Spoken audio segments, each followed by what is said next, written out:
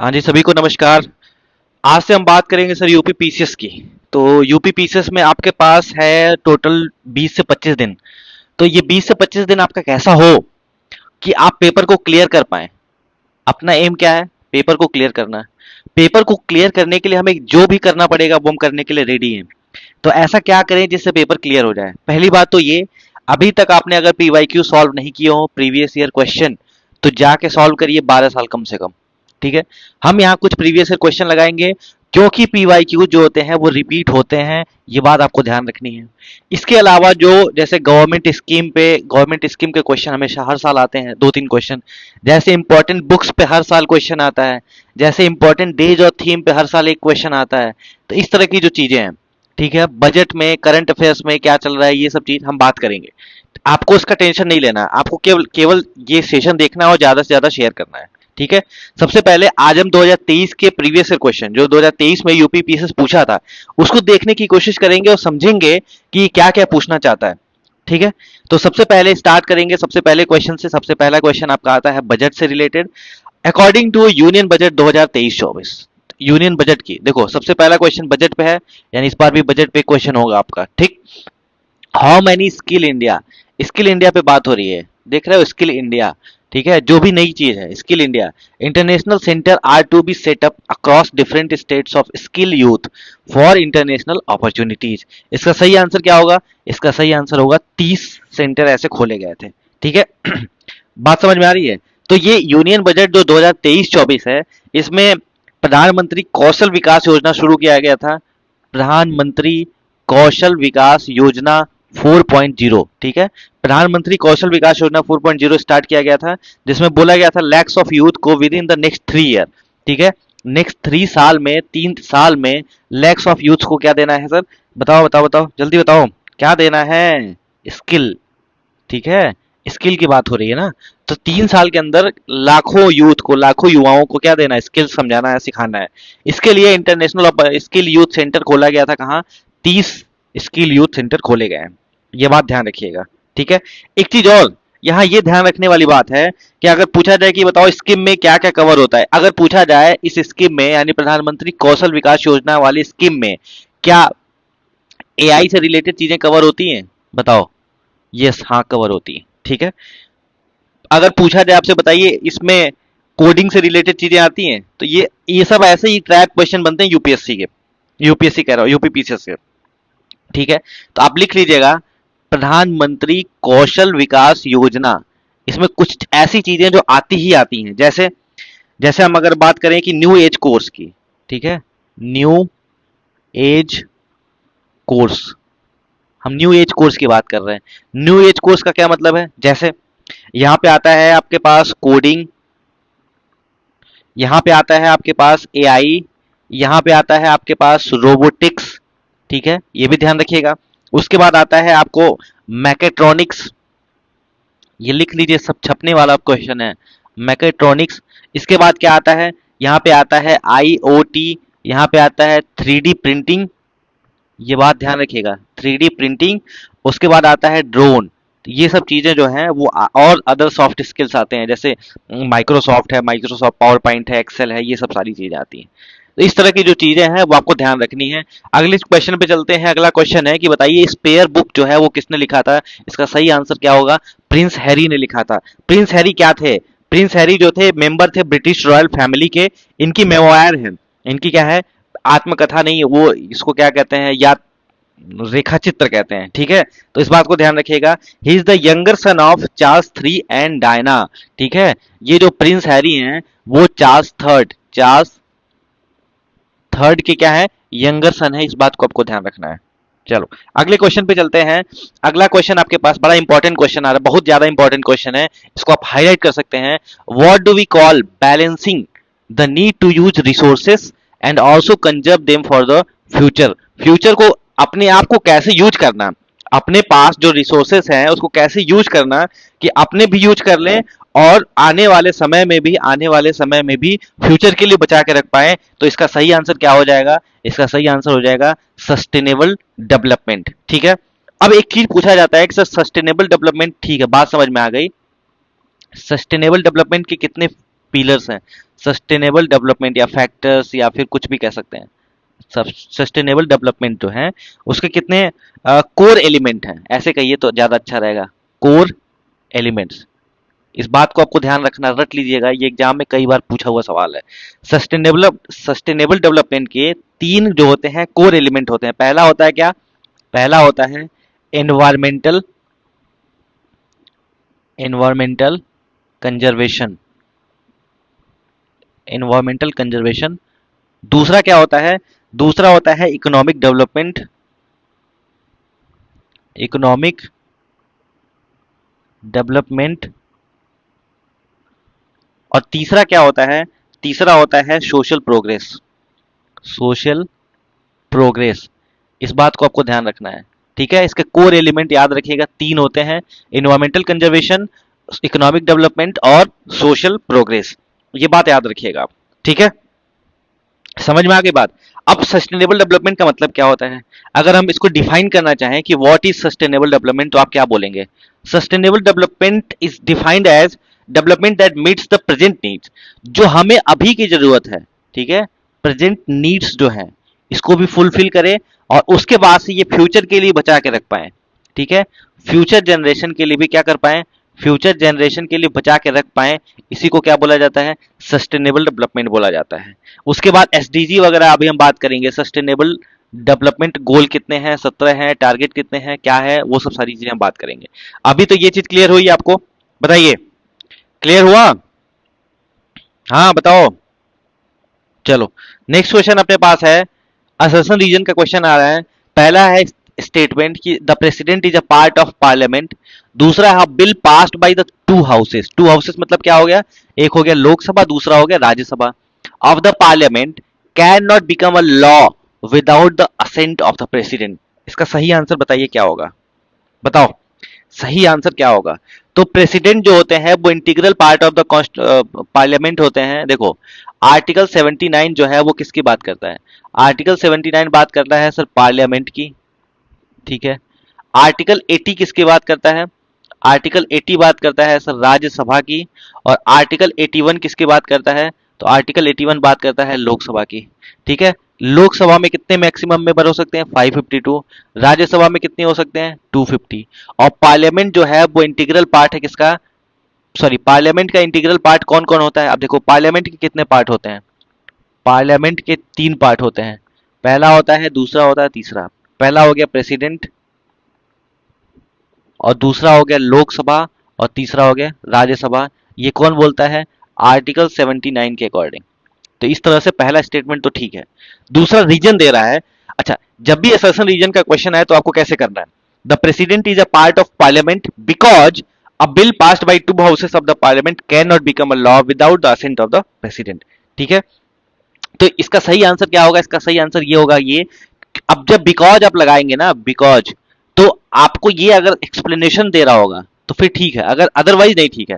अब president parliament के part होते हैं क्योंकि उन्हें ऐसा करना होता है, ऐसा कुछ भी नहीं है, ठीक है तो बात दोनों सही कि कोई भी बिल अगर लोकसभा से पास होती है फिर राज्यसभा से पास होती है और जब तक प्रेसिडेंट का साइन नहीं होगा, असेंट नहीं होगा, तब तक वो बिल एक्ट नहीं बन पाएगा, है ना।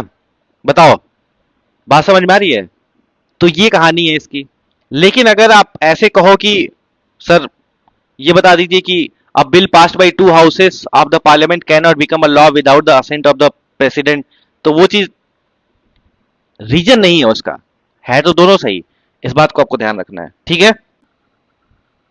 हाँ तो शायद ये बात आपको समझ में आ गई होगी कि बोला जा रहा है कोई भी बिल जो लोकसभा से पास हो जाए उसके बाद राज्यसभा से पास हो जाए लेकिन प्रेसिडेंट का असेंट नहीं मिलेगा, प्रेसिडेंट जब तक सिग्नेचर नहीं करेंगे तब तक वो बिल एक्ट नहीं बनेगा, लॉ नहीं बनेगा।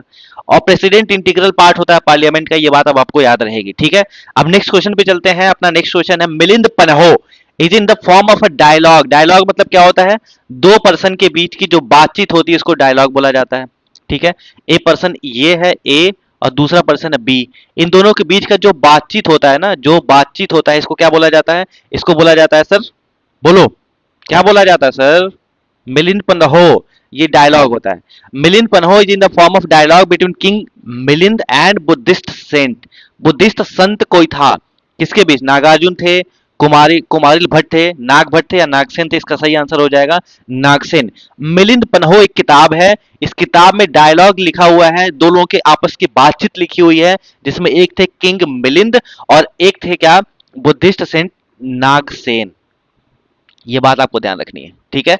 किंग मिलिंद और बुद्धिस्ट संत नागसेन। ये कब लिखा गया था अगर हम बात करें ये लिखने का समय, यानी मिलिंद पन्हो लिखा कब गया था, तो शायद 100 बीसीई से लेके 100 सीई के बीच, ये 200 साल के बीच कभी भी लिखा गया था। एग्जैक्ट टाइम नहीं पता हमें, ठीक है, मतलब किसी को नहीं पता। अच्छा, किंग मिलिंद जो थे, इन मिलिंद को ही क्या बोला जाता है? मिलिंद को ही बौद्ध धर्म में क्या बोला जाता है बताओ? बुद्धिस्ट फिलॉसफी में ही मिलिंद को क्या बोला जाता है? मिनांडर बोला जाता है, मिनांडर बोला जाता है। इस बात को भी आपको ध्यान रखना है। किंग मिलिंद को क्या बोला जाता है? मिनांडर बोला जाता है, ये बात भी आप ध्यान रखिएगा। बात समझ में आ रही है? और नागसेन जो थे वो क्या थे? सीनियर मॉन्क थे बुद्धिस्ट, इसलिए उनके साथ जो डायलॉग है वो लिखा हुआ है। अगला क्वेश्चन आपके पास है ओशन सैलिनिटी से रिलेटेड। पूछा जा रहा है कि कौन सा स्टेटमेंट ट्रू है। ओशन सैलिनिटी जो होती है वो मैक्सिमम होती है at the tropic of Cancer and Capricorn. उसके बाद जो टाइड्स होते हैं वो अर्थ पे एवरीडे आते रहते हैं 12 घंटे 30 मिनट के बाद। पता नहीं। Benguela current is a cold current of the Pacific ocean. नहीं पता। If the sun the earth and the moon are in the straight line then this situation is the situation of small tide. भाई गलत बात बोल रहा है। इसका सही आंसर केवल ये है। पहली बात तो ये स्मॉल टाइड नहीं होता है, ठीक है। ये क्या होता है? इसको बोला जाता है स्प्रिंग टाइड। अब स्प्रिंग टाइड और नीप टाइड दो चीज होती है, समझ लीजिए क्या होता है। मान लीजिए ये है आपके पास अर्थ, इधर है सन, इधर है मून, तो ये दोनों का ग्रेविटेशनल फोर्स लगता है। इधर पानी को इस तरफ खींचता है, ये पानी को इस तरफ खींचता है। जब इन दोनों तीनों के बीच में 180 डिग्री एंगल यानी सीधा एंगल बनता है, इसको क्या बोला जाता है? इसको बोला जाता है स्प्रिंग टाइड। ये बात आप ध्यान रखिएगा, ठीक है। लेकिन जब यही कहानी ऐसे हो जाए, ये है सन, ये है अर्थ और ये है मून, ठीक है, ये जब एंगल बन जाता है, ठीक है, अब सन जो मून है वो इधर खींचेगा, मून इधर खींचेगा, सन इधर खींचेगा। अब पानी बीच में जाता है, थोड़ा कम पहुंच पाता है, इसको क्या बोला जाता है? इसको बोला जाता है नीप टाइड। नीप टाइड। और नीप टाइड में क्या होता है? 90 डिग्री का एंगल बनता है, और इसमें क्या होता है? 180 डिग्री का एंगल बनता है। इस बात को आपको ध्यान रखना है, याद रहेगा। बताओ। इसके बाद पूछा जा रहा है कि यानी ये वाला तो गलत हो गया।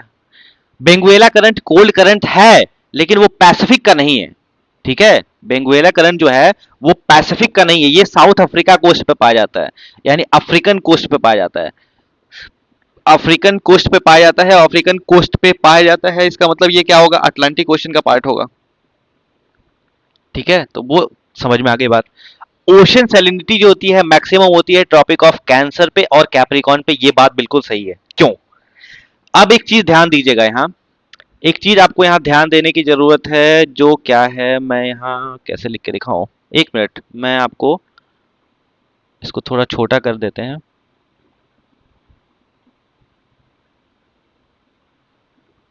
अरे भाई क्या चल रहा है ये? चल यहाँ लिख के दिखाता हूं मैं। देखो, ओशन सैलिनिटी, ओशियन सैलिनिटी अगर बढ़ रही है, ओशन सैलिनिटी मतलब सॉल्ट की मात्रा ओशन में अगर बढ़ रही है, उसके फैक्टर्स कौन कौन से रिस्पॉन्सिबल होते हैं? फैक्टर्स जो रिस्पॉन्सिबल होते हैं कौन कौन से? पहला होता है आपका इवेपोरेशन, ठीक है। दूसरा क्या होता है?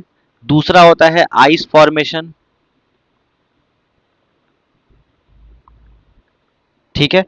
तीसरा क्या होता है? Advection, advection of more saline water. और चौथा क्या होता है बताओ? Mixing with more saline deep water. और पांचवा होता है सॉल्यूशन ऑफ सॉल्ट डिपॉजिट। ये ऐसे एज इट इज याद रखिएगा, क्योंकि एग्जाम में स्टेटमेंट में सवाल आ सकते हैं कि बताइए ओशन सैलिनिटी को बढ़ाने के कौन कौन से फैक्टर रिस्पॉन्सिबल होते हैं। देखो एक बात बताओ, ये है पानी मान लो, ठीक है।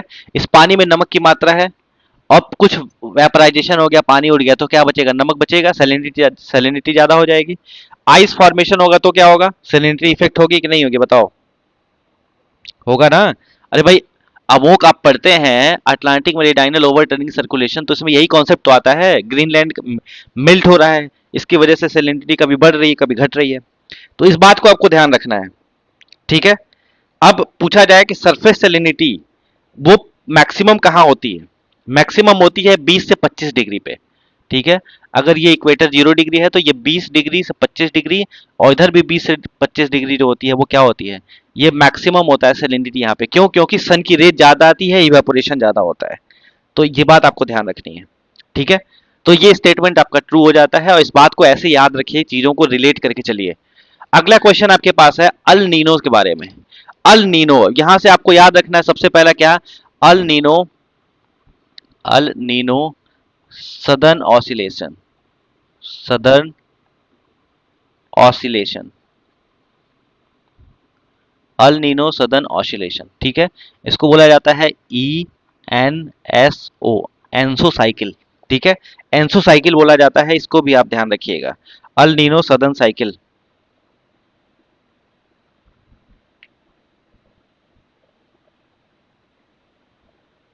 ठीक है सर।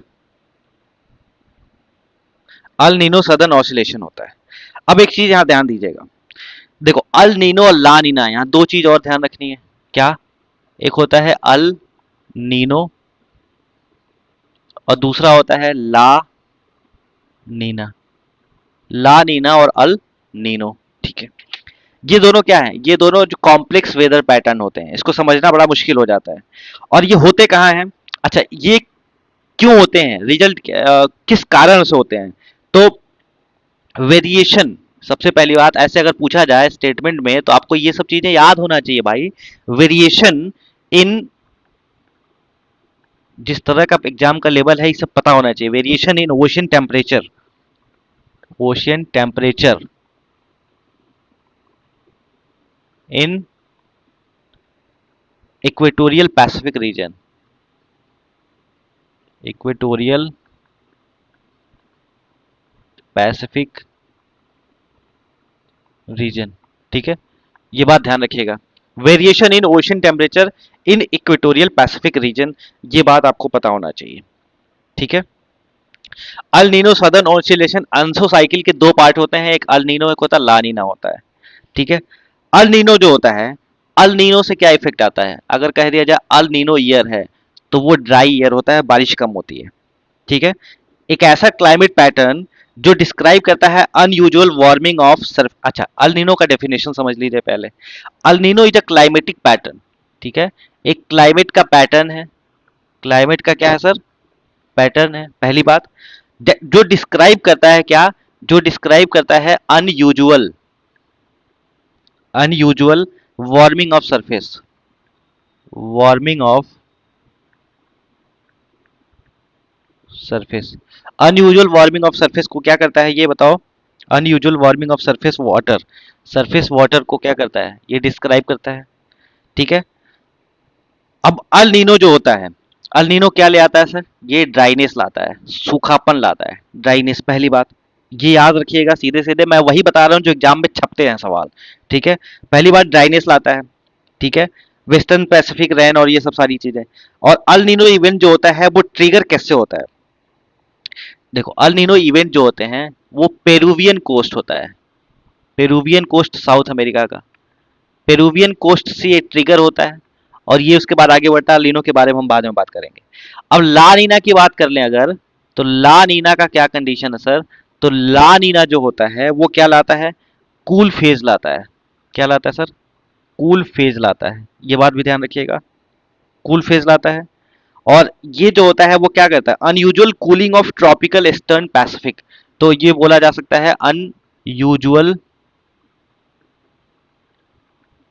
कूलिंग ऑफ क्या? Ocean water, ocean water. तो ये अल नीनो ला नीना आपको समझ में आ गया, आंसर साइकिल आपको समझ में आ गया। अब आपसे क्वेश्चन पे आइए, क्वेश्चन क्या कह रहा है? क्वेश्चन कह रहा है कि El Nino involves appearance of क्या? Warm current of the coast of Peru in eastern Pacific. अभी मैंने बता दिया आपको, ये स्टेटमेंट सही है। ठीक है। This warm current increase the temperature of water on the Peruvian coast by 10 degree Celsius. ये मार्क करिए, thereby increasing the amount of plankton sea. वाह वाह वाह। आपको पता होना चाहिए सर कि प्लांकटन बढ़ने के लिए टेम्परेचर का बढ़ना जरूरी नहीं है। अगर टेम्परेचर इतना हो गया तो प्लांकटन तो रहेंगे ही नहीं भाई वहां। बात समझ में आ रही है? इस बात को आपको ध्यान रखना है, ये स्टेटमेंट गलत है पूरी तरह से। 1-2 डिग्री सेल्सियस तक तो समझ में आ जाएगा, प्लांकटन बढ़ रहे हैं, ठंडा पानी गर्म पानी जहां पे मिलता है तो प्लांकटन बढ़ते हैं। लेकिन 10 डिग्री सेल्सियस से अगर बढ़ जाए तो प्लांकटन नहीं मिलते हैं, इसलिए पहला स्टेटमेंट ही ट्रू है, दूसरा स्टेटमेंट यहाँ गलत हो जाता है। ठीक है। चलिए अगला क्वेश्चन आपके पास बड़ा आसान सा क्वेश्चन है, क्विट इंडिया मूवमेंट के बारे में। सबसे पहले तो ये याद रखिए, क्विट इंडिया मूवमेंट कब हुआ था? 1942 में हुआ था। अब एक बात बताइए, गांधी जी अफ्रीका से कब आए थे भारत? गांधी जी जो है, अब गांधी जी के बारे में कुछ चीजें पहले जान लीजिए। गांधी जी अफ्रीका से भारत कब आए थे? 9 जनवरी 1915। और 9 जनवरी को क्या मनाया जाता है? NRI day, non resident Indian day, यानी भारतीय प्रवासी दिवस मनाया जाता है। ठीक है। इसके बाद देखिए, गांधी जी सबसे पहली बार पब्लिक में कब आए थे? तो 1916 में, जो BHU का इनॉग्रेशन हो रहा था बनारस हिंदू यूनिवर्सिटी का, तब आए थे। उसके बाद 1916 के दिसंबर में कांग्रेस का लखनऊ सेशन हुआ था। कांग्रेस का क्या हुआ था? लखनऊ सेशन हुआ था। जिसके प्रेसिडेंट कौन थे? जिसके प्रेसिडेंट थे अंबिका चरण मजूमदार। ठीक है, मजूमदार प्रेसिडेंट हुआ करते थे। और इस समय गांधी जी से मिले थे कौन? इस समय गांधी जी से मिले राजकुमार शुक्ला जी। राजकुमार शुक्ला जी जो है वो गांधी जी से मिले, और गांधी जी से मिलने के बाद इन्होंने चंपारण के बारे में बताया। चंपारण के बारे में बताया। ठीक है। और यही लखनऊ सेशन है जहां पे कांग्रेस और मुस्लिम लीग का क्या हुआ था? कांग्रेस और मुस्लिम लीग का जो हुआ था, क्या हुआ था? पैचअप हुआ था। मुस्लिम लीग जो है एक साथ आ गए थे। ये बात भी ध्यान रखिएगा। ठीक है। यहीं पर मॉडरेट और एक्सट्रीमिस्ट भी एक साथ मिले थे। उसके बाद 1917 में क्या कहते हैं, गांधी जी पहुंचते हैं कहाँ? चंपारण। चंपारण कहाँ है भाई? चंपारण जो है वो बिहार में है। चंपारण पहुंचते हैं। चंपारण में इंडिको इंडिगो जो नील की खेती हो रही थी उससे रिलेटेड चीजें आती हैं। उसके बाद 1918 की बात करते हैं। 1918 में दो केस आता है। 1918 में सबसे पहला केस आता है आपका अहमदाबाद मिल स्ट्राइक। अहमदाबाद मिल स्ट्राइक में गांधी जी सामने आते हैं। उसके बाद आते हैं दूसरे, ये फरवरी में हुआ। और ये मार्च में होता है क्या? मार्च में हुआ था खेड़ा सत्याग्रह। ठीक है, खेड़ा सत्याग्रह। इस समय महात्मा जी सामने आते हैं। महात्मा गांधी जी के पॉलिटिकल गुरु कौन थे? तो पॉलिटिकल गुरु कौन थे? गोपाल कृष्ण गोखले जी थे। गोपाल कृष्ण गोखले वही हैं जो 1905 के वाराणसी सेशन में, वाराणसी सेशन के क्या थे? प्रेसिडेंट थे। वाराणसी सेशन के क्या थे? प्रेसिडेंट थे। ये बात भी ध्यान रखिएगा। 1905 में क्या हुआ था बताओ? स्वदेशी मूवमेंट शुरू हुआ था कब? 1905 में, 1905 में बंगाल डिवीजन हुआ था। ठीक है। और 1907 में क्या हुआ था? स्वदेशी मूवमेंट भी शुरू हुआ था। ये बात भी आपको ध्यान रखना है। समझ में आ रही बात? उसके बाद आइए, उसके बाद 1918 हो गया। 1919 में क्या होता है? 1919 में 13 अप्रैल 1919 क्या होता है बताओ? जलियांवाला बाग, जलियांवाला बाग मैसेकर होता है। ठीक है, जलियांवाला बाग नरसंहार। ठीक है। उसके बाद से जब आप आते हैं, आगे बढ़ते हैं, तो 1919 से ही शुरू हो जाता है कि 1919 से 1921 के बीच में क्या होता है? खिलाफत मूवमेंट शुरू हो जाता है। खिलाफत मूवमेंट में महात्मा गांधी जी सपोर्ट करते हैं। और खिलाफत मूवमेंट को शुरू करने वाला कौन था? तो वो थे, क्या कहते हैं उनको? शौकत अली और मोहम्मद अली। मोहम्मद अली, मोहम्मद अली एंड शौकत अली। शौकत अली, ये बात भी ध्यान रखिएगा। ठीक है। उसके बाद जब आप आगे बढ़ते हैं तो 1921 की कहानी होती है। 1921 में स्वराज दल बनता है। ठीक है, स्वराज पार्टी बनती है। स्वराज पार्टी कौन बनाता है सर? स्वराज पार्टी बनाते हैं आपके पास मोतीलाल नेहरू और सीआर दास। ये दोनों लोग मिलकर जो है वो स्वराज पार्टी बनाते हैं। ये भी बात समझ में आ गई। इसके बाद क्या होता है बताइए? इसके बाद आते हैं आप धीरे धीरे 1924। 1924 में जो होता है कांग्रेस का बेलगांव सेशन होता है। बेलगांव सेशन कहाँ होता है? बेलगांव सेशन होता है कर्नाटका में। और इस समय प्रेसिडेंट कौन बनते हैं बताओ? आपके ऑनरेबल गांधी जी बनते हैं। ठीक है, ऑनरेबल गांधी जी। गांधी जी को फादर ऑफ द नेशन किसने बोला था? तो गांधी जी को फादर ऑफ द नेशन कौन बोला था? तो फादर ऑफ द नेशन बोला गया था सुभाष चंद्र बोस जी के द्वारा। ठीक है, सुभाष चंद्र बोस जी कब कांग्रेस, अरे भाई सुभाष चंद्र बोस कांग्रेस के प्रेसिडेंट कब बने थे? तो 1938 के हरिपुरा सेशन में बने थे। हरिपुरा सेशन में बने थे। पूछा जाए कि कांग्रेस का कोई ऐसा सेशन बताइए जो पहली बार गांव में हुआ था, तो वो था आपके पास 1937 का फैजपुर सेशन। ठीक है, फैजपुर सेशन जो था वो पहली बार गांव में हुआ था। और दूसरा सेशन गांव में कौन हुआ था? वो था आपके पास हरिपुरा सेशन। फैजपुर सेशन के अध्यक्षता यानी प्रेसिडेंट कौन थे? तो वो थे जवाहरलाल नेहरू। ये बात भी याद हो गई। ठीक है, 1928 की बात कर लेते हैं। 1928 में बारदोली सत्याग्रह होता है। यहाँ भी गांधी जी पहुंचते हैं। बारदोली सत्याग्रह, यहाँ भी गांधी जी पहुंचते हैं। यहाँ पे किसका बोलबाला था? सरदार वल्लभ भाई पटेल का। और इन्हीं को उसके बाद सरदार का नाम दिया गया था। ये बात भी आपको ध्यान रखना है। ठीक है, बारदोली मूवमेंट के बाद। उसके बाद 1929 आ जाता है, फिर 1930 आ जाता है। और 19 ये तो 1930 में सिविल डिसोबीडियंट मूवमेंट शुरू होता है। और यहीं पे शुरू होता है क्या? डांडी मार्च शुरू होता है। डांडी मार्च कब से शुरू हुआ था? 6 मार्च से लेके कब तक, सॉरी 12 मार्च से लेके 6 अप्रैल 1930 के बीच में शुरू हुआ था। ये बात भी आपको ध्यान रखनी है। ठीक है, ये सब चीजें याद होनी चाहिए आपको। उसके बाद से क्या हुआ?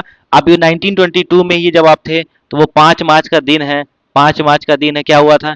चौरी चौरा हत्याकांड, चौरी चौरा चीजें हुई थी चौरी चौरा में। ठीक है, तो वो चीज भी आपको ध्यान, गांधी जी यहाँ पे पहुंचे थे। उसके बाद भी और गांधी जी की चीजें आ जाती हैं। तो 1930, अब आइए बात कर लेते हैं कब की? 1931 की। राउंड टेबल कॉन्फ्रेंस हो रहा था। सेकेंड राउंड टेबल कॉन्फ्रेंस में महात्मा गांधी गए थे। महात्मा गांधी किससे गए थे?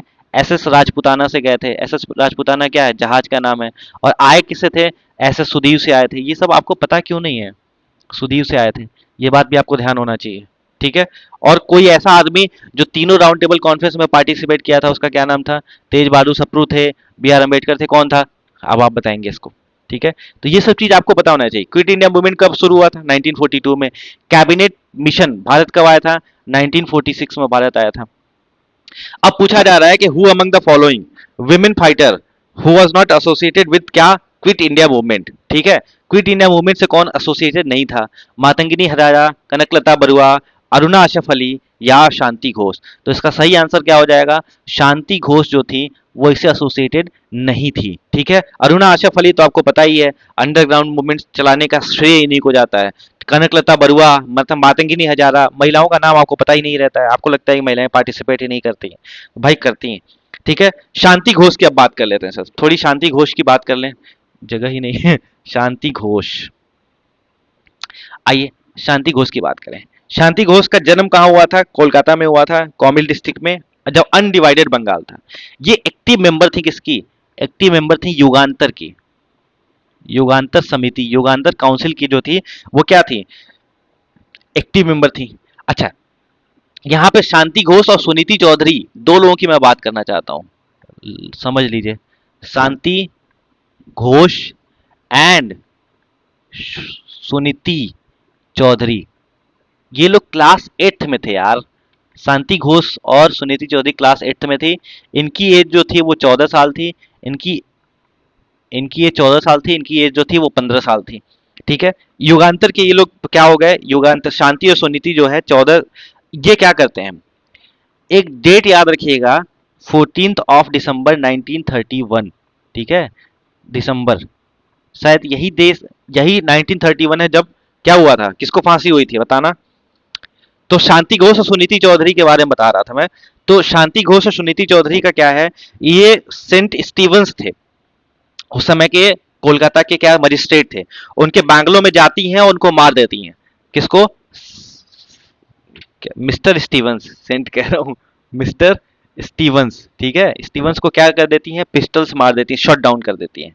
उसके बाद इनको क्या बोल, इनको पनिशमेंट मिलता है। पनिशमेंट में फांसी तो नहीं मिलती है क्योंकि एज कम थी, इसलिए इनको क्या मिल जाता है? लाइफ इम्प्रिजनमेंट मिल जाता है। ठीक है, इम्प्रिजन इम्प्रिजनमेंट मिल जाता है। ये बात आपको ध्यान होना चाहिए।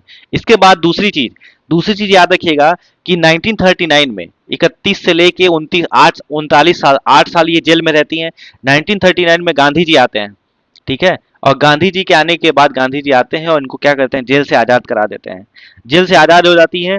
उसके बाद फिर अपनी पढ़ाई करती हैं और 1962 से 67 तक, 1962 से 67 तक, ठीक है, ये क्या होती हैं? वेस्ट बंगाल लेजिस्लेटिव असेंबली की जो है वो मेंबर होती हैं, यानी एमएलए होती हैं। तो ये बात याद रखिएगा शांति घोष और सुनीति चौधरी के बारे में।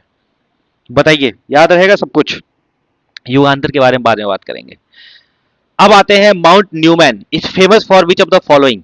ठीक है, माउंट न्यूमैन की बात हो रही है सर, बताइए। तो सबसे पहली बात कि माउंट न्यूमैन है कहां? तो माउंट न्यूमैन मिलता है आपको वेस्टर्न ऑस्ट्रेलिया में। कहां मिलता है सर? माउंट न्यूमैन मिलता है आपको वेस्टर्न ऑस्ट्रेलिया में। अगर हम बात करें ऑस्ट्रेलिया की, तो अगर हम ऐसे ऑस्ट्रेलिया बनाते हैं तो वेस्टर्न क्या होता है? इस तरफ मिलता है।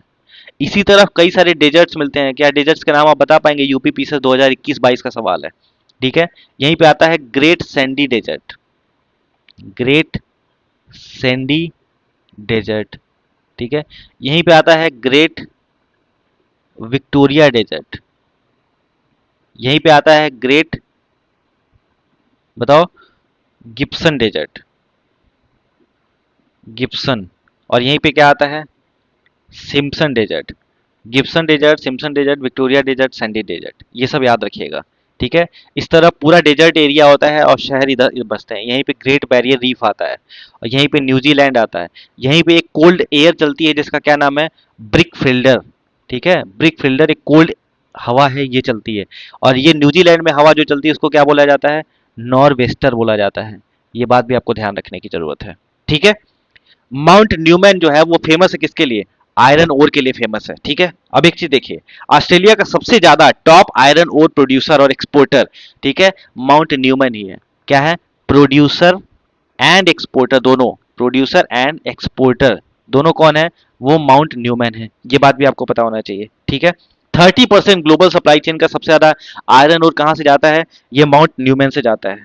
ये चीज आपको ध्यान होना चाहिए। ठीक है, और माउंट न्यूमैन में किस टाइप का आयरन ओर जो होते हैं, आयरन ओर वो कितने टाइप के होते हैं? 4 होते हैं, हेमाटाइट, सिडेराइट, लेटेराइट। बताओ कौन कौन से होते हैं? तो सबसे बेस्ट वाला जो आयरन होता है that is known as hematite. और हेमाटाइट ही कहाँ से मिलता है सर? ये माउंट न्यूमैन से मिलता है। और माउंट न्यूमैन कहाँ है? ऑस्ट्रेलिया में है। बात समझ में आ रही है? तो ये चीज आपको ध्यान होना चाहिए। चलिए नेक्स्ट क्वेश्चन पे आते हैं। नेक्स्ट क्वेश्चन आपका है 25 दिसंबर 2022। Which of the following countries extended mandatory military service for 1 year to those males who were born after 1st of January 2005? जो 1st of January 2005 के बाद से पैदा होते हैं उनको 1 साल का मिलिट्री सर्विस कौन देगा? ताइवान देगा। क्यों? क्योंकि वो चाइना से डरा हुआ है। चाइना कभी भी कुछ भी कर सकता है, इसलिए मिलिट्री सर्विस सबके मिलिट्री ट्रेनिंग होना चाहिए ताकि वो अपने आप को डिफेंड कर पाए। बस सीधी बात ये है, इसको आप याद रखिएगा। नेक्स्ट क्वेश्चन आपके पास सुप्रीम कोर्ट से रिलेटेड आ रहा है सर। सुप्रीम कोर्ट के बारे में क्या सही है? कह रहा है Supreme Court has power to issue writs like habeas corpus, mandamus, prohibition, quo warranto, certiorari, which is appropriate for the enforcement of fundamental right। बिल्कुल ऑब्वियसली सही है। और ये कहाँ लिखा है? आर्टिकल 32 में लिखा हुआ है। और हाई कोर्ट के बारे में कहाँ लिखा हुआ है? हाई कोर्ट भी रिट इशू कर सकता है, आर्टिकल 226 में लिखा है। ठीक है, बात समझ में आ रही है? कभी मान लो ये तो फंडामेंटल राइट का पार्ट है, अगर इसको सस्पेंड भी किया जा सकता है तो इसको सस्पेंड नहीं किया जा सकता है। यानी ये जो है वो ब्रॉडर व्यू रखता है, ब्रॉडर राइट्स रखता है, ब्रॉडर है। और ये क्या है? नैरोअर है। इस बात को, ये भी यूपी पीसीएस 2020 का सवाल है। ठीक है, पार्लियामेंट में by law empower any other court to exercise within its jurisdiction the power gives to the supreme Court. ये भी बात सही है और दोनों सही हो जाएगा, क्योंकि पार्लियामेंट लॉ बनाकर, ठीक है, किसी दूसरे को भी ये रिट जारी करने, किसी दूसरे कोर्ट को भी रिट जारी करने का अधिकार दे सकती है। एज ऑफ नाउ इंडिया में सुप्रीम कोर्ट और हाई कोर्ट ही रिट जारी कर सकते हैं। ठीक है, ये चेंज नहीं हो सकता है, ये बढ़ाया जा सकता है। तो ये बात याद रखिएगा। ये है आर्टिकल 32 क्लॉज 3 में लिखा हुआ है। 32 क्लॉज 3 में लिखा हुआ है कि पार्लियामेंट में by law empower any other court to exercise within its jurisdiction the power given to Supreme Court. ये बात भी आपको पता होना चाहिए। याद रहेगा? बताओ। हाँ जी। और यहीं से आपको याद रखना है क्या? हैबियस कॉर्पस केस किसको कहते हैं? हैबियस कॉर्पस रिट तो आपको पता है, हैबियस कॉर्पस रिट तो आपको पता है, टू हैव द बॉडी। लेकिन पूछा जाए कि सर हैबियस कॉर्पस केस क्या होता है? हैबियस कॉर्पस केस, तो हैबियस कॉर्पस केस किसको कहते हैं? तो हैबियस कॉर्पस केस बोला जाता है, आप बताइए, हैबियस कॉर्पस केस किसको बोला जाता है? तो एक minute, ADM Jabalpur versus Shivkant Shukla case. Shivkant Shukla case. अगर आपको नहीं पता कि ADM Jabalpur versus Shivkant Shukla case क्या है, इंदिरा गांधी से रिलेटेड चीजें थी, तो आपको इसी चैनल पे एक वीडियो मिलेगा 10 मिनट का, ADM Jabalpur versus Shivkant Shukla case. उसमें जस्टिस एचआर खन्ना की भी बात हुई है, तो जाके वीडियो को देखिएगा, बड़ा अच्छा जानकारी आपको मिलेगा। ठीक है, तो नेक्स्ट क्वेश्चन अपने पास है कि बताइए sir, who was the leader of rebellion Bareilly, Uttar Pradesh. ठीक है, बरेली से 1857 में सबसे पहले लीडर कौन थे? चलो, 1857 की बात हो रही है। 1857 क्या है? First war of independence. First war of independence ये कौन बोलता है? ये बोला गया था विनायक दामोदर सावरकर। इंडिपेंडेंस कौन बोला था? तो ये लिख बोला था वीडी सावरकर सर ने। ठीक है, सिपाही म्यूटिनी किसने बोला था? ये आप बताओगे, सिपाही म्यूटिनी किसने बोला था? और ये कहां से शुरू हुआ था? बैरकपुर, मंगल पांडे, याद रहेगा। अब बताइए बरेली से कौन था नेतृत्व कर रहा था? बताओ, बरेली से कौन नेतृत्व कर रहा था, लीड कर रहा था? खान बहादुर खां। कुंवर सिंह कहां से कर रहे थे? बाबू कुंवर सिंह। ठीक है, वीर कुंवर सिंह, वो कहां से कर रहे थे? बिहार से कर रहे थे। और पूछा जाए battle of Azamgarh, battle of Azamgarh किससे रिलेटेड है? इन्हीं से रिलेटेड है। अब कहानी क्या थी? कहानी ये थी कि आजमगढ़ में चीजें चल रही थी, हाथ कट जाता है, उसके बाद भी ये अंग्रेजों से बहुत जबरदस्त लड़ाई करता है। ठीक है, और ये कहां से थे? कुंवर सिंह जो थे वो जगदीशपुर से थे, जगदीशपुर बिहार से थे, जगदीशपुर बिहार से थे। ये बात भी आपको पता होना चाहिए। कभी बैटल ऑफ आजमगढ़ पे हम बात करेंगे। हजरत महल, बेगम हजरत महल कहां से लड़ रही थी? ये लड़ रही थी लखनऊ से। ठीक है, नाना साहब कहां से लड़ रहे थे? नाना साहब लड़ रहे थे कानपुर से। ये बात भी आपको पता होना चाहिए। ठीक है, बताओ, याद रहेगा? बोलो। इसी बरेली को रोहिलखंड के नाम से भी जाना जाता है, रोहिलखंड। ये बात भी आपको पता होना चाहिए। ठीक है, अच्छा, खान बहादुर खान कौन थे? अगर पूछा जाए कभी, आ जाए, खान बहादुर खान कौन थे? खान बहादुर खान, देखो, ऐसे ऐसे पढ़ो कि रिकॉल अपने आप दिमाग में होने लगता है। खान बहादुर खान जो थे वो ग्रैंड सन थे किसके? हाफिज रहमत खान के। हाफिज रहमत खान, रहमत खान के ग्रैंड सन थे। और यही हाफिज रहमत खान कौन थे? ये थे रूलर ऑफ रोहिलखंड। ठीक है, रोहिलखंड यानी बरेली के रूलर थे। रोहिलखंड के देन रूलर ऑफ रोहिलखंड कौन थे? हाफिज रहमत खान थे। इस तरह जो है ये क्वेश्चन भी आपका हो जाता है। नेक्स्ट क्वेश्चन आपके पास है यूपी स्पेशल से रिलेटेड। पूछा जा रहा है कि फॉरेस्ट कॉन्स्टिट्यूट करता है about 12.8% of the total geographical area of the state. ये गलत बात है। ठीक है, टोटल एरिया ऑफ स्टेट जो है वो कौन, यूपी का जो एरिया है उसका 6.15% ही फॉरेस्ट है, 12.8% कुछ भी नहीं है। ठीक है, 6.15%। ठीक है, अगर कहा जाए कि बताइए सर 6.15% कितना होगा, तो अगर मैं कहूं कि 14,817.89 स्क्वायर किलोमीटर जो है वो क्या है? वो है आपके पास यूपी में फॉरेस्ट एरिया। ठीक है, इसके बाद कह रहा है दूसरा statement, the district of Jaunpur, Ghazipur and Ballia have no forest. बिल्कुल गलत बात है। अब यहाँ देखिए, बलिया में भी थोड़ा है, गाजीपुर में भी थोड़ा है और जौनपुर में भी थोड़ा है। तो सुन लीजिए, सबसे पहले बलिया में कितना है? बलिया में होता है आपका टोटल का 0.74%। ठीक है, उसके बाद आप आते हैं गाजीपुर में। गाजीपुर जो है वो कहाँ पड़ता है? वाराणसी के पास में पड़ता है। गाजीपुर में है 0.86%। और उसके बाद से आप क्या है? जौनपुर। जौनपुर में कितना होता है? जौनपुर, जौनपुर में कितना होता है? 1.72%। ठीक है, ये बात भी आपको पता होना चाहिए। याद रहेगा? बताओ। हाँ जी सर, तो अगला क्वेश्चन है आपके पास, पोप बेनेडिक्ट 16 से क्वेश्चन आ रहा है। ठीक है, with reference to Pope Benedict 16 who died recently, जो 2023-22 में डेथ हो गई थी उनकी, उनके बारे में पूछा जा रहा था। सर बताइए सही आंसर क्या है? देखो, सबसे पहली बात कि पोप बेनेडिक्ट 16 कहाँ से थे? तो जर्मनी से थे, ये बात आपको याद होना चाहिए। दूसरा, he was the first pope to resign in 600 year. ये भी स्टेटमेंट सही है कि पहला पोप था जो 6 साल के अंदर, 600 साल के पहली बार ऐसा हुआ जो रिजाइन किया। ठीक है, तो सबसे पहले याद रखिए कि पोप बेनेडिक्ट 16 जो है वो कहाँ से आते थे? जर्मनी का एक एरिया है जिसका नाम है वेवेरिया एरिया, ठीक है? वेवेरिया। वेवेरिया किस लिए फेमस है बता सकते हो? यहीं पे बनता है क्या? BMW, वेवेरिया मोटर वर्क्स, ठीक है?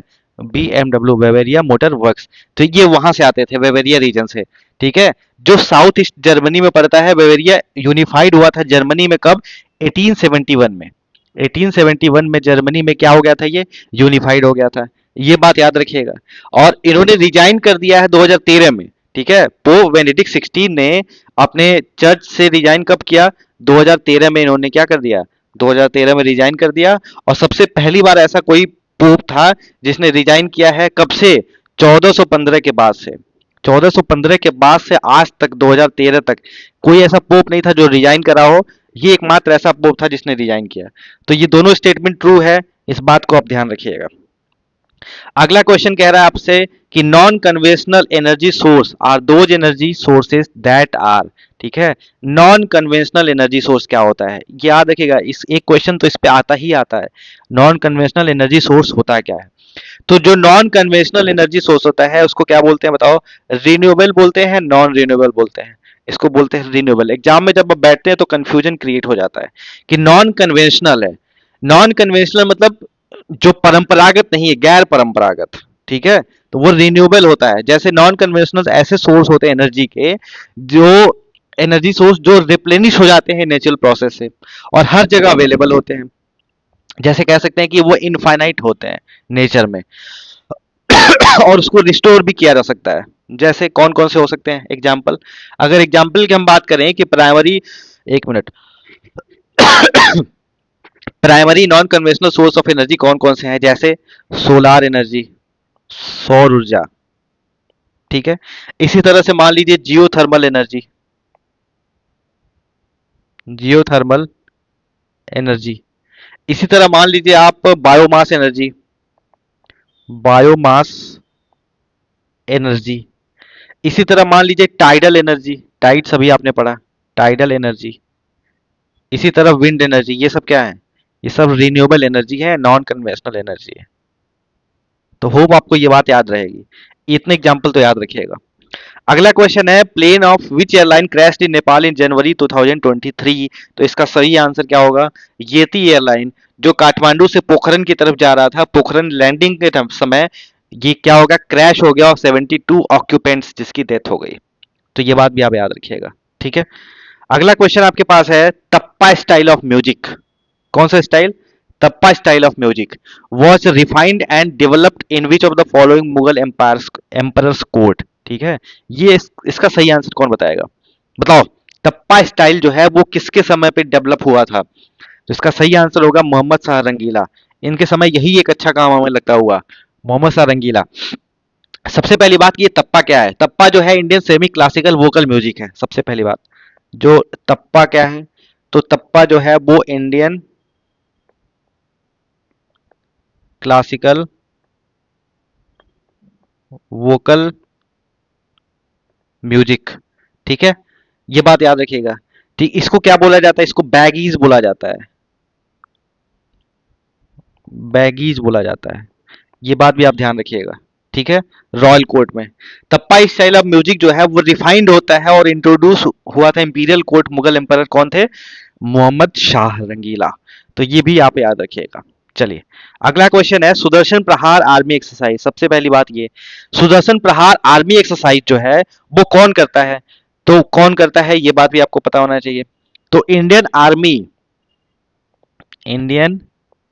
आर्मी की एक कॉर्प्स है, एक बटालियन है जिसका नाम है सुदर्शन चक्रक, सुदर्शन चक्रक कॉर्प्स, ठीक है? कॉर्प्स ये करती है वो एक्सरसाइज, ठीक है? तो सुदर्शन चक्र किससे रिलेटेड है? इंडियन आर्मी से रिलेटेड है। इंडियन आर्मी डे कब मनाया जाता है? तो 15 जनवरी को मनाया जाता है। इंडियन नेवी डे कब मनाया जाता है बताओ? 4 दिसंबर को मनाया जाता है। और इंडियन एयरफोर्स डे कब मनाया जाता है? तो 8 अक्टूबर को मनाया जाता है। ये बात भी आपको पता होना चाहिए, ठीक? फर्स्ट सीडीएस कौन बने थे? जनरल बिपिन रावत, ठीक है? सलामी स्लाइसिंग टेक्निक किसकी है? जनरल बिपिन रावत की है। तो ये सब चीजें आपको पता होना चाहिए, ठीक है? इसको बात ध्यान रखिएगा। तो ये कहाँ हुआ था? राजस्थान के डेजर्ट में हुआ था। ये बात याद रखिएगा। चलिए, अगला क्वेश्चन आपके पास पॉलिटी से रिलेटेड है, आर्टिकल से रिलेटेड है, बताइए इसका सही आंसर क्या है। Article 324 election commission of India की बात करता है, और आर्टिकल 325 में क्या है, आर्टिकल 325 में यूनिवर्सल एडल्ट फ्रेंचाइज या यूनिवर्सल, क्या लिख रहा हूं, यूनिवर्सल एडल्ट सफरेज या फ्रेंचाइज है कि 18 साल के अगर ऊपर हैं तो आप वोट दे सकते हैं, वोट आपका लीगल राइट है।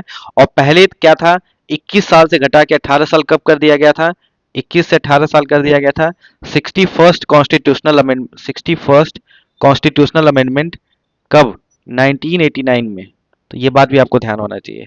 आर्टिकल 325 इसकी बात करता है, article 324 election commission of India की बात करता है, ठीक है।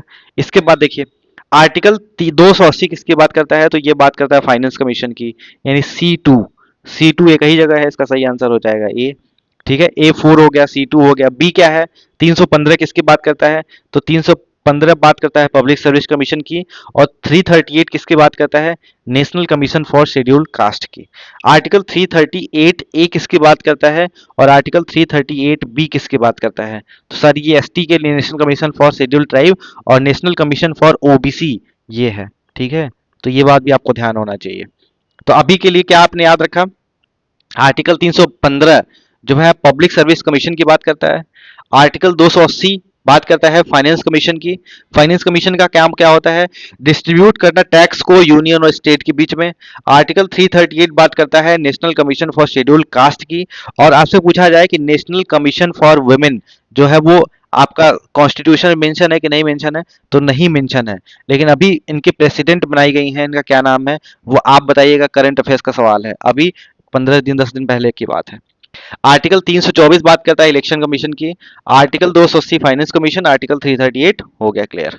अब आते हैं अटॉर्नी जनरल ऑफ इंडिया के बारे में। सबसे पहली बात, अटॉर्नी जनरल ऑफ इंडिया किस में मेंशन है, यहीं से रिलेट करिए। सबसे पहले आर्टिकल 76 याद रखिए, अटॉर्नी जनरल ऑफ इंडिया की बात करता है। आर्टिकल 148 से 151 बात करता है किसका, वो बात करता है कैग की। कैग कौन होता है, कंट्रोलर एंड ऑडिटर जनरल होता है, नियंत्रक एवं महालेखा परीक्षक। तो आर्टिकल 76 एजीआई की बात करता है, ठीक है। A person is appointed as AGI who is qualified to be appointed as a जज ऑफ द सुप्रीम कोर्ट। जिसको भी आप एजीआई अपॉइंट करना चाहते हैं वो वही योग्यता, वही क्राइटेरिया, वही एलिजिबिलिटी रखना चाहिए जो सुप्रीम कोर्ट का जज रखता है, पहली बात, ठीक है। He must be qualified to be appointed as a जज ऑफ द सुप्रीम कोर्ट। अगर सुप्रीम कोर्ट का जज बनना है तो उसके लिए जो भी क्राइटेरिया की जरूरत होती है वही एजीआई के लिए भी जरूरत होती है, यानी अटॉर्नी जनरल ऑफ इंडिया के लिए, ठीक है।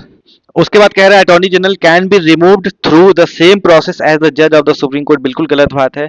ये एजीआई जो होता है वो on the pleasure of the president रहता है, प्लेजर ऑफ द प्रेसिडेंट रहता है, पहली बात ये ध्यान रखिएगा। प्रेसिडेंट जब चाहे तब हटा सकते हैं। नॉर्मली जो ट्रेडिशन है, या फिर ऐसे कहें आप उसको कि जो कन्वेंशन है, कन्वेंशनली जो होता है वो, जैसे कोई भी लोकसभा चल रही है, इस Lok Sabha when the government resign, तो उसके बाद उसको भी रिजाइन देना पड़ता है। तो ये कन्वेंशन है कि अगर मान लो अभी गवर्नमेंट रिजाइन करती है तो अभी जो के वेणुगोपाल है अटॉर्नी जनरल ऑफ इंडिया, वो भी क्या कर देंगे, रिजाइन कर देंगे। तो इस तरह की जो बातें हैं वो याद रखिएगा। यानी दूसरा गलत हो गया तो पहला क्या हो गया, यहाँ सही हो गया, ओनली वन इसका सही आंसर है। तो अब ये देखिएगा, ये सब ऑप्शन बदल रहा है, ओनली वन आप देख के एक टिक करके चले आएंगे, ओनली वन कहाँ लिखा है, ऑप्शन डी में लिखा है। तो इस बात को आपको ध्यान रखना है। अगला क्वेश्चन आपके पास है, बताइए पॉपुलेशन कंट्रोल क्या होता है। बड़ा अच्छा सवाल है। सबसे पहली बात कि पॉपुलेशन क्या होता है सर, अगर मान लो एग्जाम में आ जाए कि विच ऑफ द स्टेटमेंट, ठीक है, इज करेक्ट अबाउट पॉपुलेशन, तो सबसे बढ़िया पॉपुलेशन क्या होता है। सबसे पहली बात कि पॉपुलेशन जो होता है वो रिफर होता है, refers as a group, as a group, पहली बात। All living organism of a specific species, ठीक है, कोई भी लिविंग ऑर्गेनिज्म किसी भी स्पीसीज की, ठीक है, living organism of specific species, इसको क्या बोला जाता है, पॉपुलेशन बोला जाता है। बात समझ में आ रही है। पॉपुलेशन कंट्रोल क्या है? तो population control is a necessary maintain to environment for the country due to rapid increase in the population of environmental balance is maintain. ठीक है, तो अगर पॉपुलेशन बढ़ रहा है तो इन्वायरमेंटल बैलेंस मेंटेन कैसे होगा? तो ये दूसरा गलत हो गया। अगर मान लो दूसरा गलत हो गया तो दूसरा गलत हो गया तो क्या हो गया? दूसरा गलत हो गया तो पहला सही हो जाएगा, और कैसा दूसरा ऑप्शन ही नहीं है। अगर ये आपको कॉमन सेंस भी आता है ना, तो और कुछ आता हो ना आता हो आप कर ले जाएंगे। खैर, पॉपुलेशन कंट्रोल एक मेथड होता है और एक प्रैक्टिस होता है, क्या करने के लिए? लिमिट करने के लिए growth in numbers of the population. Population control करने का मतलब कि जनसंख्या को रोक देना है जहां पे भी है नंबर में। ठीक है, तो ये चीज याद रखिएगा।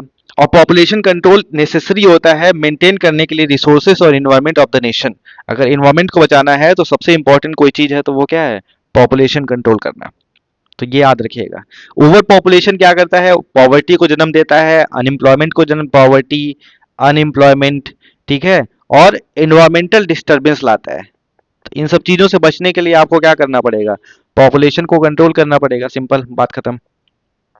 अगला क्वेश्चन आपके पास है, बताइए क्रोनोलॉजिकल ऑर्डर क्या है? Which of the following event was the last in chronological order? ठीक है, सबसे पहली बात ये मैंने बताया आपको कब हुआ था, 13 अप्रैल। कब हुआ था? 1919 में हुआ था। होम रूल मूवमेंट कब शुरू हुआ था? 1916 में हुआ था। खिलाफत कब हुआ था? 1919 में हुआ था। और मोपला कब हुआ था? तो 1921 में हुआ था। आपसे पूछा जा रहा, बताइए सबसे लास्ट में कौन हुआ था? तो इसका सही आंसर हो गया क्या? मोपला। और इसके बारे में भी अब समझ लेते हैं थोड़ा। ठीक है, जो मोपला रिवोल्ट था वो 1921 में हुआ था, कहाँ पे हुआ था बताओ? मोपला रिवोल्ट जो है वो 1921 में हुआ था मालाबार रीजन में। मालाबार रीजन कहाँ है? केरला कोस्ट। ठीक है, केरला, ये बात याद रखिएगा। अभी ईवी रामी स्वामी नायकर की बात करेंगे। खिलाफत मूवमेंट कब हुआ था? 1919 से शुरू हुआ था और चला था 1924 में, लेकिन स्टार्ट 1990 में हुआ था, तो वो मान के चलते हैं हम। ठीक है, कब हुआ, किसने किया था? तो ये किया था शौकत अली और मोहम्मद अली ने। ठीक है, होम रूल मूवमेंट कब हुआ था? 1916 से 1918 के बीच में हुआ था। किसने शुरू किया गया था? एक बाल गंगाधर तिलक ने शुरू किया था, बाल गंगाधर तिलक। और एक शुरू की थी एनी बिसेंट। ठीक है, तो बाल गंगाधर तिलक की किताब का क्या नाम है? गीता रहस्य। ये बात याद रखिएगा। आर्कटिक होम ऑफ वेदाज, दो किताब इनका नाम याद होना चाहिए। Arctic home of Vedas. ठीक है, और गीता रहस्य किसने लिखा था? काल भैरव रहस्य नहीं, गीता रहस्य। और एनी बेसेंट की अगर हम बात करें तो कॉमन व्हील इनकी पत्रिका का नाम है, कॉमन व्हील और न्यू इंडिया। दो पत्रिका है, दो मैगजीन, याद रखिएगा, न्यू इंडिया, कॉमनवेल्थ और न्यू इंडिया, ये चीज आपको याद होना चाहिए। ठीक है, बताइए, याद रहेगा?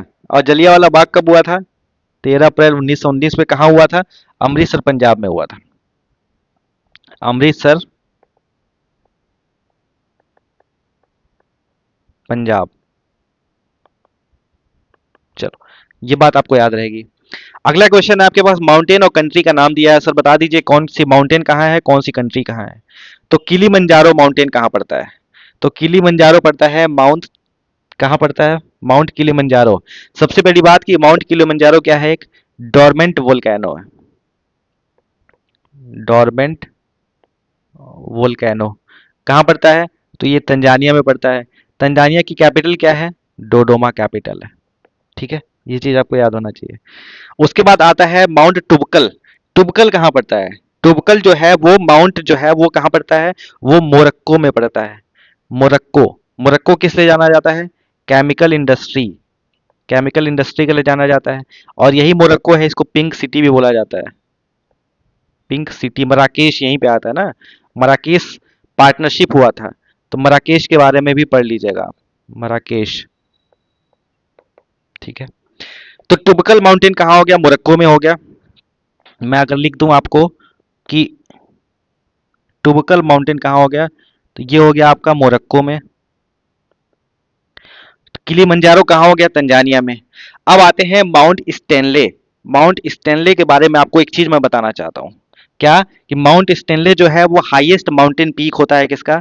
एक माउंट यहाँ लिख रहा हूँ जो आपके यूपी पीसीएस 2017 या 18 का सवाल है, मुझे एग्जैक्ट नहीं याद है, गारंटी है लेकिन उसका सवाल है।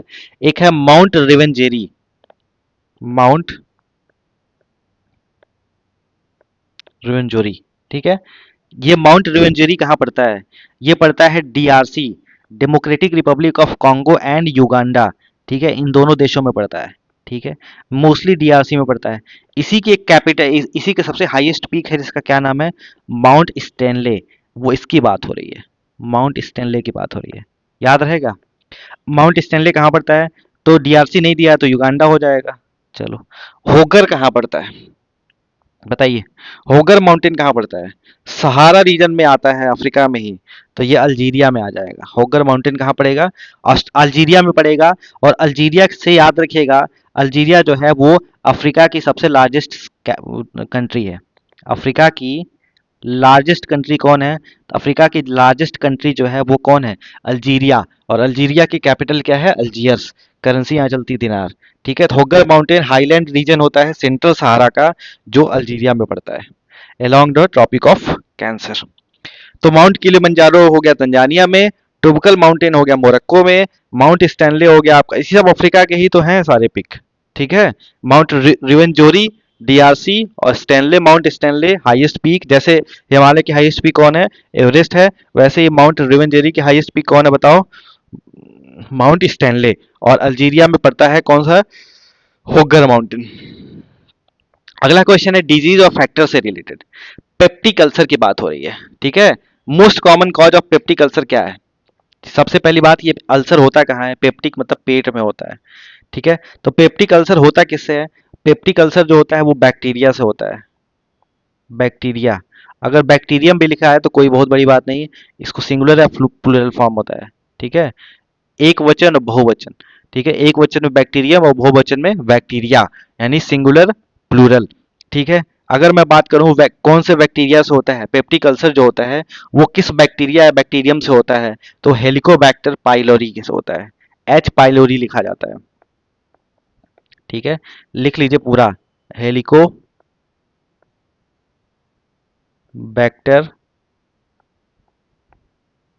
पाइलोरी, इससे होता है पेप्टिक अल्सर। अब आते हैं डेंगू। डेंगू क्या है? वायरल सेरोटाइप होता है। ठीक है, ये क्या होता है? डेंगू जो होता है वो क्या होता है? वायरल सेरोटाइप होता है। कई सारे टाइप होते हैं, जैसे DN1, dengue 1, dinghy 2, dinghy 3, dinghy 4, ऐसे करके होता है। ये किस फैमिली का होता है ये वायरस? तो ये भी फ्लेवी वायरस जीनस होता है। बस इतनी बात याद रखनी है, फ्लेवी वायरस जीनस होता है। ठीक है, और यही फ्लेवी वायरस जीनस क्या करता है? येलो वायरस भी कॉज करता है। Yellow fever. येलो फीवर भी कौन कॉज करता है? यही। इसके बाद आता है आपके पास क्या? Elephant foot. एलिफेंट फुट क्या होता है? इसमें जो ये आपका लिम्ब होते हैं, पैर जो होते हैं वो बहुत ज्यादा फूल जाते हैं। Enlargement and hardening of limbs हो जाता है, body part due to tissue swelling. Tissue swelling इतना ज्यादा होता है कि पैर और हाथ फूल जाते हैं। ये किस वजह से होता है? मॉस्किटो की वजह, पैरासाइटिक वर्म्स की वजह से होता है। एलिफेंट फुट किससे होता है? पैरासाइटिक वर्म्स की वजह से होता है। और ये पर्सन टू पर्सन जो है मॉस्किटो से फैलते रहते हैं। इस बात को आप ध्यान रखिएगा। उसके बाद आता है मलेरिया। मलेरिया जो है वो किससे होता है? तो मलेरिया जो होता है वो प्रोटोजोआ से होता है। और मलेरिया के बारे में कुछ चीजें याद रखिएगा। सबसे पहली बात, ये किससे होता है? तो ये होता है प्रोटोजोआ से। दूसरी बात क्या है? दूसरी बात, ये किस जीनस से आता है? तो प्रोटोजोआ जो है वो जीनस है Plasmodium. Plasmodium protozoa, Plasmodium genus का नाम है, परिवार का नाम है। ठीक है, तीसरी बात यहाँ पे क्या याद रखनी है? तीसरा बात याद रखना है कि यहाँ पे 4 स्पीसीज जो होती हैं वो ह्यूमन में डिजीज करती हैं, जैसे पी फैल्सीपेरम, पी फैल्सी पेरम, पहली बात। दूसरी बात पी विवाक्स। तीसरी बात पी ओवाले। और चौथी बात पी मलेरिया। ये 4 स्पीसीज है। और ये फैलती कैसे हैं? तो किसके काटने से? बाइट करने से। कौन? Female Anopheles. Female Anopheles. इतनी बात याद रखनी है आपको। ठीक है, चलते हैं अगले क्वेश्चन पे। अगला क्वेश्चन है आपके पास, with reference to the composition of legislative council in the state, legislative council यानी विधान परिषद की बात हो रही है। Which of the following is correct? In the legislative council there may not more than one third member of the total membership of the legislative assembly. बिल्कुल बात सही है। The legislative council of a state must have the least 40 members in it. बताओ इसका सही answer क्या है? इसका सही आंसर होगा, दोनों सही है। इसका सही आंसर हो जाएगा ए। लेजिस्लेटिव काउंसिल कितने स्टेट में है? तो अभी तक 6 स्टेट में है। कौन कौन से? एक हो गया यूपी, दूसरा हो गया बिहार, ठीक है। तीसरा याद रखिएगा यहाँ पे महाराष्ट्र, और चौथा याद रखिएगा क्या? कर्नाटका। और पांचवा और छठा याद रखिएगा कौन? एक हो गया आंध्र प्रदेश, और एक हो गया क्या? तेलंगाना।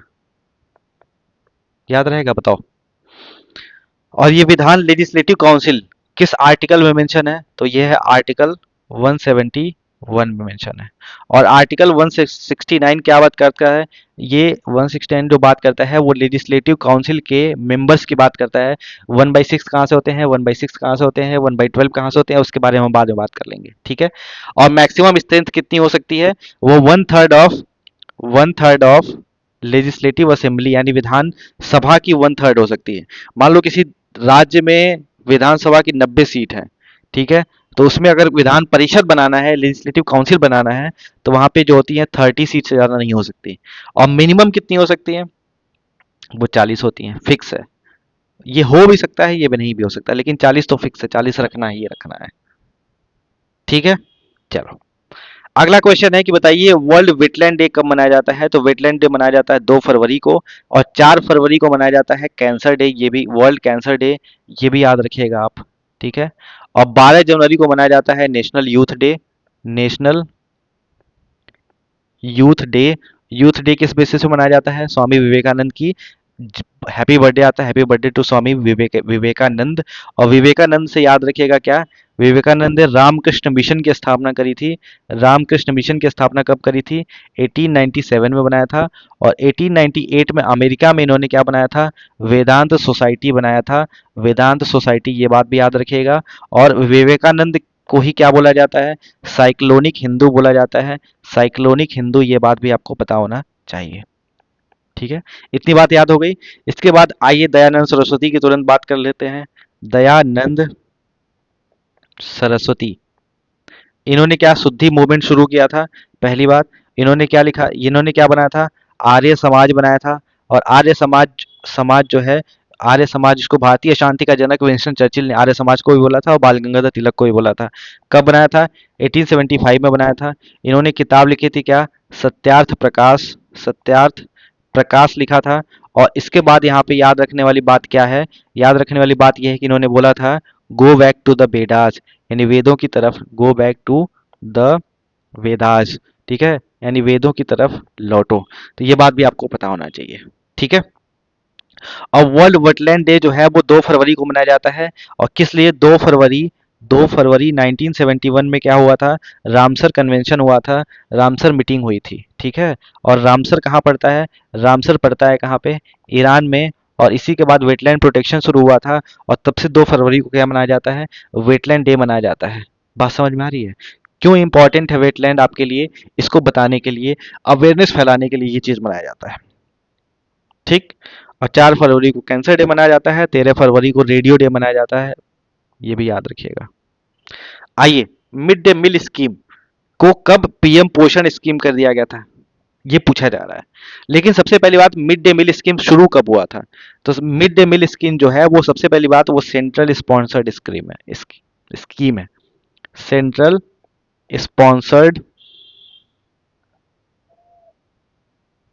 स्कीम है, सेंट्रल स्पॉन्सर्ड स्कीम है। और कब इसको शुरू किया गया था? 1995 में शुरू किया गया था। और इसको कब प्रधानमंत्री अच्छा, पीएम पोषण का क्या मतलब होता है? प्रधानमंत्री पोषण शक्ति निर्माण, ठीक है, पीएम पोषण इसको बोला जाता है। कब मर्ज कर दिया गया था? 2021 में मर्ज कर दिया गया था। 2021 में इसका नेम चेंज कर दिया गया था, पीएम पोषण शक्ति निर्माण कर दिया गया था, ठीक है। और ये क्या कवर करता है? ये 3 से 5 बाल वाटिकास को कवर करता है। किसको? बाल वाटिकास। अगर मान लो एग्जाम में सवाल आ जाए कि बाल बाल वाटिकास क्या होते हैं? तो 3 से 5 साल के जो ग्रुप होते हैं ना, 3 to 5 years जो ग्रुप होता है, इसको क्या बोला जाता है? बाल वाटिका बोला जाता है। प्री प्राइमरी क्लास होता है। तो ये चीज याद रखिएगा आप। ठीक है, कोई डाउट किसी को? चलो अगले क्वेश्चन पे आते हैं। अगला क्वेश्चन वाइस प्रेसिडेंट से रिलेटेड है। कह रहा है कि vice president with reference to the election of vice president of India which is declared void, अगर खाली कर दिया जाता है by the supreme court of India. जैसे मान लो ये वाइस प्रेसिडेंट है, अभी तक ये वाइस प्रेसिडेंट 1 साल रहे और अब जाके सुप्रीम कोर्ट ने इसको खारिज कर दिया इस इलेक्शन को, तो पूछा जा रहा है कि सच declaration the act done by him.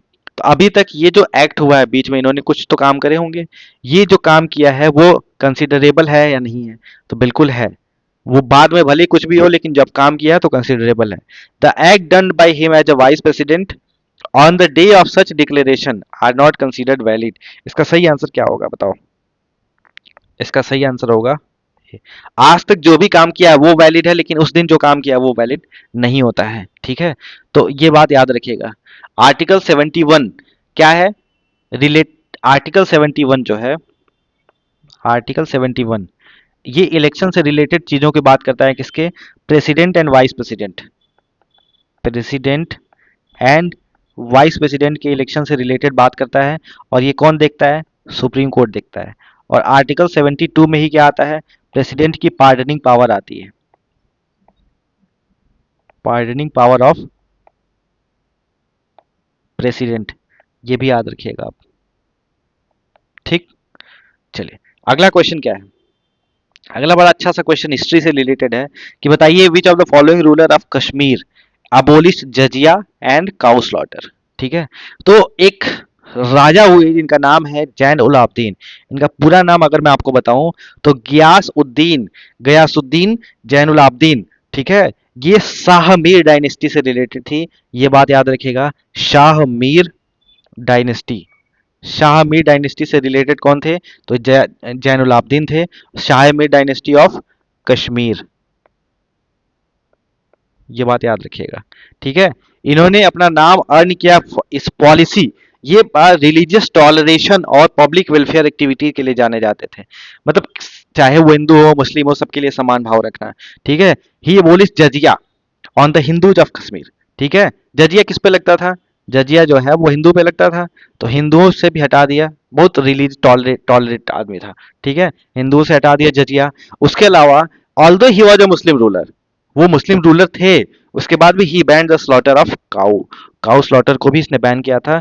One of the greatest personality ever. ठीक है, जैनुलाब्दीन, गयासुद्दीन जैनुलाब्दीन शाह मीर डायनेस्टी के थे। ये बात याद रखिएगा। अगला क्वेश्चन है हंगुल डियर से रिलेटेड। हंगुल डियर कहाँ पाया जाता है? जम्मू कश्मीर में पाया जाता है। यहाँ पे है दाचिगम नेशनल पार्क। और दाचिगम नेशनल पार्क में क्या पाया जाता है? दाचिगम नेशनल पार्क में मिलता है कौन? हंगुल डियर। और हंगुल डियर को ही क्या बोला जाता है? इसको कश्मीरी टैग बोला, कश्मीर स्टैग बोला जाता है। कश्मीर स्टैग बोला जाता है, ये बात याद रखिएगा। ठीक है, और यहीं पे जम्मू कश्मीर में ही मिलता है क्या? Rajparia wild life sanctuary. Rajparia wild life sanctuary यहाँ पे मिलता है। उसके बाद मिलता है ओवेरा एरू। ठीक है, ओवेरा एरू सिंध वैली। तो ये किश्तवाड़ नेशनल पार्क, ये भी याद रखिएगा। किश्तवाड़ नेशनल पार्क, ये यहाँ सब कौन मिलता है? कश्मीर स्टैग यानी हंगुल डियर मिलता है। ये चीज आपको याद होना चाहिए। बोलो याद रहेगा? चलिए अगला क्वेश्चन क्या है? अगला क्वेश्चन सस्टेनेबल डेवलपमेंट से रिलेटेड आ गया। बताइए सस्टेनेबल डेवलपमेंट के बारे में क्या सही है? इसका सही आंसर हो जाएगा ओनली वन। क्यों? Based on the global indicator framework and data products produced by the national statistical system and information collected at regional level, the United Nations secretary general presents an annual sustainable development goal report. SDG की बात कर रहा है। SDG जो है अभी तक कितने हैं? सर 17 एसडीजी हैं। बात समझ में आ रही है? तो ये चीज आप ध्यान रखिएगा। दूसरा स्टेटमेंट क्यों गलत है? क्योंकि कह रहा है कि बताइए ये यूएन जनरल असेंबली क्या नाम है, global sustainable development report is produce to inform the quadrennial sustainable development goal review deliberation at the UN General Assembly once every quarter. नहीं नहीं नहीं, वंस एवरी क्वार्टर नहीं, मतलब हर 4 महीने पे नहीं होता है। ठीक है, वो 4 साल में एक बार होता है। 4 साल में एक बार। ठीक है, इस बात को आपको ध्यान रखना है। इसलिए ये चीज गलत हो जाता है। और जो 17 एसडीजी हैं वो याद रखिएगा, पहला जीरो हंगर नो पॉवर्टी, दूसरा नो पॉवर्टी। ऐसे एसडीजी जो 17 एसडीजीज हैं, ये बात भी आपको पता होना चाहिए। अगला क्वेश्चन है, natural resources should be used by the present generation in such a way that if there is minimum degradation of natural resources then what kind of development would be to called. ठीक है, इसको क्या बोला जाता है? Sustainable development बोला जाता है। अभी तो मैंने बताया, यानी सस्टेनेबल डेवलपमेंट एसडीजी पे देख रहे हैं क्वेश्चन कितने आ रहे हैं, एनवायरमेंट में बहुत क्वेश्चन आते हैं। अब पूछा जा रहा है कि बताइए अब मैं अगर आपसे पूछता हूँ कि सस्टेनेबल डेवलपमेंट जो है वो कब सबसे पहले स्टार्ट किया गया था? सस्टेनेबल डेवलपमेंट सबसे पहले कब इनिशिएट किया गया था? तो 1992 के रियो अर्थ समिट में, रियो अर्थ समिट हुआ था।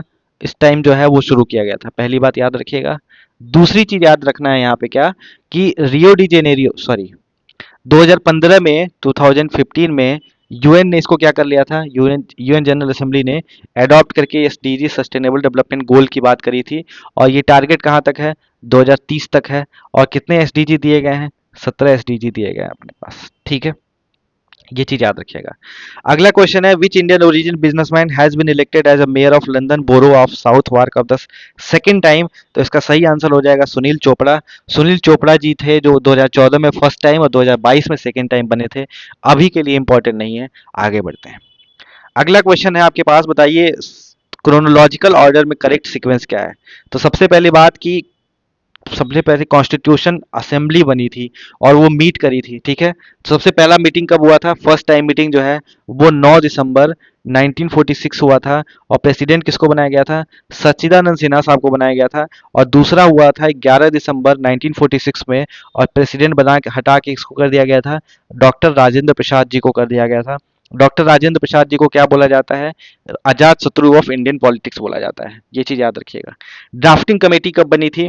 ड्राफ्टिंग कमेटी का अपॉइंटमेंट जो हुआ था वो 29 अगस्त को और 1947 में हुआ था। 29 अगस्त को कुछ मनाते हैं, कौन बताएगा? 29 अगस्त को क्या मनाते हैं बताओ? टाइगर डे, क्या डे, कौन सा डे मनाते हैं? कुछ तो मनाते हैं। चलो, इसके बाद लास्ट पूछा जा रहा है कि इंडियन कॉन्स्टिट्यूशन को एडॉप्ट और इनेक्ट कब किया गया था? तो 26 नवंबर 1949 को किया गया था। डेट ऑफ कमेंसमेंट क्या है ये? एडॉप्ट कब किया गया था, सॉरी, एडॉप्ट कब किया गया था? बताओ sir. Hmm commencement of Indian constitution क्या है? 1950, 26 जनवरी। तो इसका सही आंसर क्या हो जाएगा? इसका सही आंसर हो जाएगा 4123। याद रहेगा चीजों को, डेट को, ये तो याद रखिएगा आप। अगला क्वेश्चन इकोनॉमिक सर्वे से है, जो अभी के लिए ज्यादा इंपॉर्टेंट नहीं, फिर भी याद रखिएगा। 35 का क्या होगा? इकोनॉमिक सर्वे 2023 से। ये याद रखिएगा कि कह रहा कि कौन सा सही नहीं है, नॉट करेक्ट। ठीक है, तो ये चीज ध्यान रखिएगा। Fashion grocery general merchandise will be captured nearly 2/3 of the Indian e commerce market. यहां तक बिल्कुल बात सही है, लेकिन बाई 2030 नहीं, 2027, ये बात याद रखिएगा। बाकी ये तीनों करेक्ट स्टेटमेंट है, पढ़ लीजिएगा इसको। अगला क्वेश्चन आपके पास है, which of the following poetess या composition is not correctly matched? ठीक है, अब पूछा जा रहा है कि बताइए दयाबाई ने क्या लिखा था? विनय मल्लिका लिखा था, ये याद रखिएगा। सहजोबाई ने सहज प्रकाश लिखा था। सोन कुमारी ने पोयम ऑफ स्वर्ण बेला लिखा था। लेकिन गंगाबाई ने क्या लिखा था? तो गंगाबाई ने लिखा था होनार महासागर, महासागर। ये बात आपको ध्यान रखना है। ठीक है, सहजोबाई जो थी, सहजोबाई के बारे में एक बात याद रखिएगा, वो डिसाइपल किसकी थी? तो सहजोबाई जो है वो डिसाइपल थी, क्या नाम उनका, डिसाइपल जो थी वो थी सेंट चरणदास जी। चरणदास जी, सहजोबाई के बारे में जानना चाहिए आपको। ठीक है, और इनका जो कंपोजिशन निकला था वो सहज प्रकाश के नाम से निकला था। सोन कुमारी जो है, सोन कुमारी, अब सोन कुमारी के बारे में क्या जानना है? सोन कुमारी जो थी वो प्रिंसेस थी, कहाँ की? प्रिंसेस ऑफ अंबर। अंबर कहाँ पड़ता है? राजस्थान में पड़ता है। ठीक है, इन्होंने लिखा था स्वर्ण बेली की कविता।